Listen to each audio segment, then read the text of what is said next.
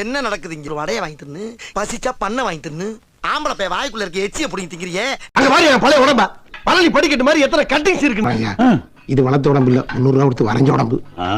உங்ககிட்ட பல வெட்டு குத்த பார்த்தவங்க பரவாயில்ல. சின்ன வயசுல நீ எப்படி இருந்த? சின்ன வயசுல சிக்கன்னு சிறுத்தை குட்டி மாதிரி இருந்தேன். இப்ப கருத்து பெருத்த குட்டி ஆயிட்டேன். என்ன நினைச்சிட்டு தெரியல, டக்குன்னு ஜம்ப் பண்ணி வந்து என் மடியில படுத்துருச்சு. அப்புறம் என்ன, எனக்கு சாப்பிட வச்சிருந்த புளியோர எடுத்து அந்த புளிக்கு 4 வாய் ஊட்டி விட்டேன்.